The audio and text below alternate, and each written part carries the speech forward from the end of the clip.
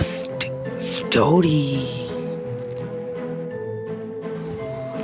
Hello বন্ধুরা, আজ আমি চলে এসেছি সেই নতুন গল্পটি নিয়ে। তো আসুন গল্পটি শুরু করা যাক। রেল লাইনের আত্মা। আমরা 4 বন্ধু ছিলাম। আমি, বাবলু, প্রতাপ, তুষার। আমরা সবাই মিলে ঠিক করলাম যে আমরা কোথাও ঘুরতে যাব একটা গ্রামে। গ্রামটির নাম ভূতমোহন গ্রাম।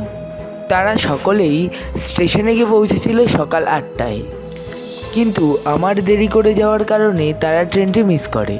পরের ট্রেনটি ধরার পর আমরা সেই গ্রামে গিয়ে পৌঁছই রাত 8টায়। আমরা সেই রাতটা ভেবেছিলাম স্টেশনেই থাকবো। যথারীতি আমরা সেই রাতটা স্টেশনেই কাটিয়েছিলাম। পরের দিন সকালে আমরা যখন সেই গ্রামের পথটা ধরে হাঁটতে লাগলাম, আমরা হাঁটতে হাঁটতে যেতে গিয়ে দেখতে পেলাম একটা চায়ের দোকান। তাই আমরা গিয়ে সেই চায়ের দোকানে বসলাম 2 কাপ চা অর্ডার দিয়ে। তখন আমাদের দিকে সেই চা দোকানে বলল, বাবু, আপনাদের ওখানে নতুন মনে হচ্ছে। তখন তুষার বলল, হ্যাঁ, আমরা এখানে ঘুরতে এসেছি। তখন চা দোকানি বলল, তা বাবু, আপনারা কোথায় উঠেছেন? তার কথা শুনে বাবলু বলল, না না, আমরা এখনো কোথাও ঘর খুঁজে পাইনি।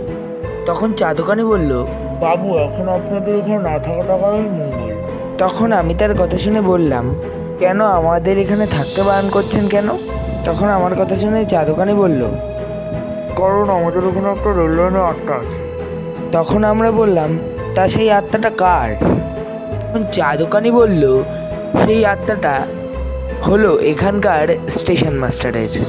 তাই শুনে আমরা বললাম, তাহলে কালকে যে আমরা স্টেশনের মাস্টারের সঙ্গে অতক্ষণ কথা বললাম, তাহলে সে কে?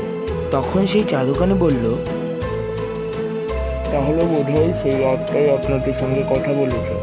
তখন তাই শুনে তুষার বলল, তখন আমি সবাইকে বললাম, আজকে রাত আর এখানে কাটানো উচিত হবে না, বাড়ি ফিরে যাই। বন্ধুরা, ভিডিওটি ভালো লেগে থাকলে লাইক, কমেন্ট, শেয়ার, সাবস্ক্রাইব করতে ভুলবেন না।